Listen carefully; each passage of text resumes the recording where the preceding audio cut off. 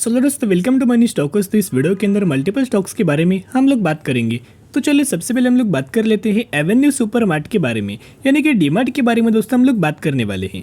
Basically DMart का अगर आप लंबे समय के लिए परफॉर्मेंस देखोगे बहुत ही शानदार तरीके से कंपनी है। फंडामेंटली कंपनी बहुत ज़्यादा स्ट्रॉन्ग है। कंपनी का जो जिस तरह से कंपनी का जो बिजनेस मॉडल जो निकल के आया है वो बहुत ही बेहतरीन तरीके से है। कंपनी का ग्रोथ तो होने वाला है, कंपनी का सेल्स तो बढ़ेगा, नेट प्रॉफिट तो बढ़ेगा, रेवेन्यूज तो बढ़ेगा, एज वेल एज कंपनी का जो एसेट वैल्यू है वो भी बढ़ेगा। क्योंकि दोस्तों अगर आपने डीमार्ट का स्टोर्स देखा होगा तो वो डीमार्ट का स्टोर्स का जो लैंड होता है वो भी ओनर का होता है, ओके, जिसके चलते वो उसके ऊपर कंस्ट्रक्शन करता है। यानी कि जो लैंड का जो कॉस्ट है आने वाले फ्यूचर में बढ़ने वाला है, तो जो एसेट वैल्यू है वो भी आने वाले फ्यूचर में बढ़ेगा, साथ में कंपनी का बिजनेस वो भी बढ़ेगा। यानी कि ग्रोथ को लेकर अगर आप देखोगे तो बहुत ही शानदार तरीके से ग्रोथ आने वाले फ्यूचर में हमें आ सकता है। एवेन्यू सुपरमार्ट यानी कि डीमार्ट का अगर आप लंबे समय के लिए परफॉर्मेंस देखोगे तो 2017 में कंपनी मार्केट के अंदर आया था। जब से कंपनी मार्केट के अंदर आया है तब से 450% का रिटर्न शेयर होल्डर्स को बना के दे चुका है। अगर दोस्तों कोई भी कंपनी इतना ह्यूज अमाउंट ऑफ रैली दे तो कंपनी कंसोलिडेशन करेगी, गिरावट दिखाएगी, यहाँ एक लेवल्स के अंदर लगातार ट्रेड करेगा। और जब भी कंपनी फिर से दोस्तों ये लेवल्स को जब भी कंपनी डीमार्ट इस लेवल्स को दोस्तों ब्रेक करेगा तो ह्यूज अमाउंट ऑफ रैली नजर आएगा। सबसे पहला टारगेट आपको इनका लाइफ टाइम वाला है और बाद में कंपनी और अपना लाइफ टाइम वाला हाई क्रिएट कर सकता है। मार्केट कैप भी देखोगे 2,27,000 करोड़ का मार्केट कैप, तो लार्ज कैप कैटेगरी से कंपनी बिलोंग करती है। तो दोस्तों कभी भी आपको जो पोर्टफोलियो है वो 95% जो पोर्टफोलियो होना चाहिए वो लार्ज कैप कैटेगरी वाली कंपनी और मिड कैप कैटेगरी वाली कंपनी से होना चाहिए। यानी कि जो भी कंपनी लार्ज कैप कैटेगरी वाली होती है वो बहुत ज़्यादा कंपनी सेफ होती है। जो मिड कैप होती है 50-50 रिस्क होता है। और जो स्मॉल कैप कैटेगरी से कंपनी बिलोंग करती है आपको वन वे आपको 40 to 50% का रिटर्न मिल सकता है, लेकिन वन वे आपको 40 to 50% का करेक्शन भी यह मिल सकता है। तो इसके मुताबिक मैक्सिमम जो कंपनीज आपको होना चाहिए आपके पोर्टफोलियो के अंदर वो लार्ज कैप कंपनी आपके पोर्टफोलियो के अंदर होना चाहिए। यानी कि इतना तो तय है कि कंपनी का जो रिटेल सेगमेंट का जो बिजनेस है वो बहुत शानदार तरीके से है।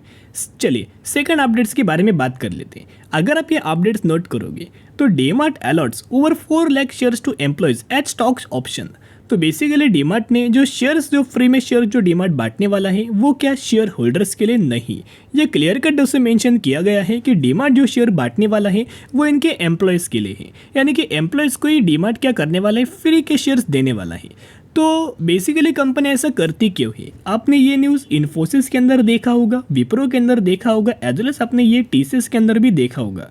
तो अगर कोई भी कंपनी को स्पेसिफिक ह्यूज अमाउंट ऑफ में बेनिफिट मिले तो कंपनी क्या करती है, इनका सैलरीज के अंदर तो हाइक नज़र आता है परफॉर्मेंस बेसिस के ऊपर। साथ में दोस्तों अगर आप देखोगे तो कंपनी एज ए इंसेंटिव्स और एक्स्ट्राऑर्डिनरी बेनिफिट शेयर्स देके दे देती है। तो जिसकी वजह से दोस्तों जो शेयर्स का जो बेनिफिट है वो कोई शेयर होल्डर्स के लिए नहीं है, ये जो बेनिफिट है इनके एम्प्लॉयज़ के लिए हमें कंपनी ने दे चुका है। तो दोस्तों बहुत ही अच्छी खासी बात है, जितना ज़्यादा कंपनी एम्प्लॉयज़ को बेनिफिट देगी, अच्छी खासी बेसिस के ऊपर सैलरी हाइक देगी, उतना ज़्यादा बेनिफिट हमें कंपनी को आने वाले फ्यूचर में नज़र आ सकता है। तो चलिए बेसिकली स्टोर का अगर आप नेटवर्क देखोगे डीमार्ट का कितना नेटवर्क है, 324 स्टोर्स आसपास हमें करेंटली डीमार्ट हमें ऑपरेट कर रहा है, कंपनी ऑपरेट कर रहा है, जहां 10 स्टेट्स के अंदर है और यूनियन टेरिटरीज अगर आप देखोगे तो शानदार तरीके से है। तो बेसिकली अगर आप देखोगे जो कंपनी का बिजनेस रिटेल सेगमेंट से कंपनी बिजनेस करता है और महाराष्ट्र के अंदर 88 स्टोर है, गुजरात के अंदर 48 स्टोर्स हमें निकल के आ रहे हैं। जो कंपनी ग्रोथ वाली होती है उस कंपनी के रिजर्व्स, उस कंपनी के सेल्स, उस कंपनी के प्रॉफिट, जिसके हर एक जो पैरामीटर्स होता है उसके अंदर भी रैली तेजी नजर आ जाती है। अगर आप डीमार्ट का रिजर्व देखोगे 10,400 करोड़, 11,500 करोड़, 13,000 करोड़, 15,400 करोड़, तो रिजर्व्स के अंदर लगातार जंप है। बोरिंग्स अगर आप कंपनी का देखोगे 650 करोड़ का, यानी कि आप बोल सकते हो कि ऑलमोस्ट ये कंपनी हमें डेट फ्री कैटेगरी से बिलोंग करती है। अगर आप इस कंपनी के फिक्स एसेट देखोगे तो जैसे कि मैंने आपके साथ शेयर किया, कंपनी का जो लैंड जो कंपनी पूरा जो एक्वायर करता है उसका जो एसेट वैल्यू है आने वाले फ्यूचर में बढ़ने वाला है।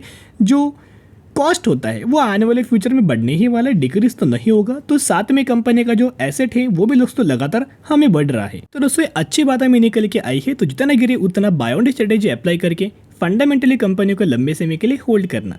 तो चलिए अभी हम बात करेंगे हार्डवाइन इंडिया लिमिटेड के बारे में। ये कंपनी करंटली बहुत ही ज़्यादा हमें फोकस में है और इस कंपनी के अंदर आखिरी आपको मौका नज़र आने वाला है। हार्डवाइन इंडिया का अगर आप पिछले एक दिन का या फिर पिछले आज का अगर आप परफॉर्मेंस देखोगे तो 20% की रैली हार्डवेयर इंडिया के अंदर आज के दिन हमें नजर आया है और 20% की रैली के साथ साथ कंपनी ने अपर सर्किट के अंदर क्लोजिंग दे चुका है।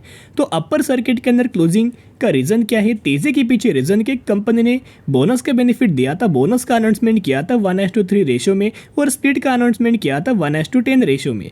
यानी कि अगर आपके पास बोनस के हिसाब से कैलकुलेट करेंगे तो 3 के बदले 1 शेयर बोनस का मिलेगा और आपको स्प्लिट का अगर आप कैलकुलेट करेंगे तो 1 के बदले आपको 10 शेयर इसी कंपनी के अंदर मिलने वाला है। इस कंपनी का मैक्सिमम का चार्ट देखोगे तो मैक्सिमम में 500% के आसपास शेयर होल्डर्स को मुनाफा दे चुका है। जब कंपनी 300 रुपए के आसपास ट्रेड कर रही थी तभी उस समय कंपनी के बारे में मैंने आपके साथ शेयर किया था। आप जाकर दोस्तों प्राइस चेकआउट कर सकते हो। लेकिन एक पॉइंट नोट करना, बोनस मिलने वाला है, स्प्लिट मिलने वाला है, इसका मतलब ये नहीं कि आप डायरेक्टली कंपनी को ब्लाइंडली फॉलो करेंगे। कंपनी का बिजनेस देखना, कंपनी के पैरामीटर्स देखना, अगर आपको कंपनी पसंद आए तो ही निवेश करना, नहीं तो स्किप करके भी चल सकते। तो चलो दोस्तों अभी हम बात करेंगे विप्रो के बारे में। आईटी सेक्टर से कंपनी को बिलोंग करती है, फंडामेंटली कंपनी स्ट्रांग है और आज के दिन अगर अपने मार्केट को अगर ऑब्जर्व किया होगा तो फर्स्ट हाफ के अंदर तो रैली था लेकिन सेकंड हाफ के अंदर हमें गिरावट नजर आ चुका है। लेकिन दोस्तों इतना ज्यादा मार्केट गिरावट होने के बावजूद भी क्या विप्रो के अंदर गिरावट हुआ है? नहीं। फर्स्ट हाफ के अंदर रिकवरी, तेजी एंड बाद में अगर आप देखोगे तो कंसोलिडेशन फेज के अंदर कंपनी जुड़ा हुआ था, एक फिक्स्ड लेवल्स के अंदर कंपनी फंसा हुआ था। नहीं दूसरे कंपनीज का अगर आप परफॉर्मेंस देखोगे अलग अलग सेक्टर का तो सेकंड हाफ के अंदर हमें कई सारे कंपनीज के अंदर करेक्शन नजर आ चुका है। तो विप्रो के अंदर ऑलमोस्ट 1% की रैली हमें आज के दिन नजर आ चुका है। तो उससे अच्छी खासी बात है, अगर कंपनी के अंदर गिरावट कम हो रही है और कंपनी के हर एक दिन कंसिस्टेंटली ग्रोथ आ रही है तो वो अच्छी खासी बात निकल के आ रही। पिछले एक महीने में ऑलमोस्ट 5% की रैली विप्रो के अंदर नजर आ चुका है। और पॉजिटिव वाली चीज क्या है आपको बताऊंगा, मैंने पहले आपके साथ शेयर किया था, कंपनी लगातार 400 रुपए के ऊपर ही हमें ट्रेड कर रही है। जितना दिन कंपनी 400 रुपए के ऊपर ट्रेड करे उतना ही कंपनी का टारगेट आने वाले फ्यूचर में बढ़ सकता है। पहला टारगेट आपको 450 रुपए का लेवल कंपनी दे सकती है। दोस्तों टेक्निकल चार्ट पैटर्न्स के बारे में भी हम लोग बात करेंगे। कंपनी बुरी नहीं, कंपनी का बिजनेस बुरा नहीं, लेकिन कंपनी के अंदर प्रॉब्लम क्यों हुआ था? इन्फोसिस, टीसीएस, विप्रो के अंदर प्रॉब्लम क्यों हुआ? क्योंकि ये कंपनी बैंकिंग फाइनेंशियल सर्विसेज को अपना सर्विस प्रोवाइड करती थी और रेवेन्यू सोर्स अगर आप देखोगे, रेवेन्यूज इनकम देखोगे इन कंपनीज का तो बैंकिंग फाइनेंशियल सर्विसेज ही एक मैक्सिमम रेवेन्यूज कंपनी यही सेगमेंट से बिलोंग करती है। तो यूएस के अंदर अगर इस सेगमेंट रिगार्डिंग अगर क्रैश आएगा, गिरावट आएगी तो बेसिकली कंपनी के जायज बात है कि सेल्स के अंदर भी फॉल आएगा और इन कंपनीज का सेल्स अगर गिरेगा तो कंपनी के ओवरऑल बेसिस के ऊपर जो पैरामीटर होंगे, रेवेन्यूज, प्रॉफिट, इनकम, उन पैरामीटर्स के अंदर भी गिरावट नजर आ जाएगी। लेकिन इतना कंपनीज के अंदर गिरावट होने के बावजूद भी इतना पैनिक लेवल मार्केट अगर आप देखोगे फिर भी म्यूचुअल फंड्स की ह्यूज अमाउंट ऑफ खरीदारी नजर आई है। यह जो डेटा है मई 2023 का अपडेटेड डेटा के बारे में हम लोग बात करें। यहाँ अगर आप देखोगे 69 म्यूचुअल फंड्स की बाइंग एंड 51 म्यूचुअल फंड्स की सेलिंग नजर आ चुकी है। तो चलिए अभी हम बात करेंगे टेक्निकल चार्ट पैटर्न्स के बारे में। आने वाले फ्यूचर में बहुत ज़्यादा पछताने वाले हो अगर आप अभी भी इन कंपनीज को अपने पोर्टफोलियो के अंदर पिक नहीं करेंगे तो आने वाले फ्यूचर में ह्यूज अमाउंट तो पछताने वाले हो, क्योंकि आने वाले फ्यूचर में कम समय के अंदर कंपनी 2 गुना 3 गुना पैसा बना के दे सकती है, 200-300% कंपनी बना के दे सकती है। तो चलिए टेक्निकल चार्ट पैटर्न्स क्या बोल रहे हैं हम लोग बात करेंगे। सबसे पहले कंपनी ने सपोर्ट लिया था 350 रुपये के लेवल, बाद में कंपनी ने एक रजिस्टर वाला लेवल था, इस कंपनी ने लेवल्स को भी ब्रेक किया, रिटेस्ट किया और फिर विप्रो के अंदर तेजी आ रही। अभी दोस्तों सबसे पहला जो टारगेट्स आपको नजर आ सकता है ऑलमोस्ट आप अगर आप देखोगे 413 रुपये के आसपास हमें टारगेट नजर आ सकता है और यही कंपनी का रजिस्टेंस वाला लेवल है। यही लेवल्स के ऊपर कंपनी लगातार हमें रजिस्टेंस फेस कर रहा था। एक बार कंपनी 413 रुपये का लेवल ब्रेक करके अगर ऊपर सस्टेन हो तो उसके बाद डायरेक्टली 450 रुपये के आसपास हमें विप्रो का टारगेट दोस्तों नजर आए हैं। तो शॉर्ट टर्म बेसिस के ऊपर टारगेट विप्रो का है। एक बार कंपनी 450 रुपये का लेवल अगर ब्रेक करके ऊपर क्लोजिंग दे तो 540 रुपये तक के लेवल्स हमें विप्रो दिखा सकता है। तो कंपनी बुरा नहीं है, सिचुएशन बुरा है, कंपनी अच्छा ही है। आने वाले फ्यूचर में जरूर आपको तेजी रिकवरी नजर आ सकती है। चलिए आज के लिए इतने, अगर आपको वीडियो पसंद है जरूर वीडियो को लाइक और चैनल को सब्सक्राइब कर सकते हो। फिर मिलेंगे, बाय।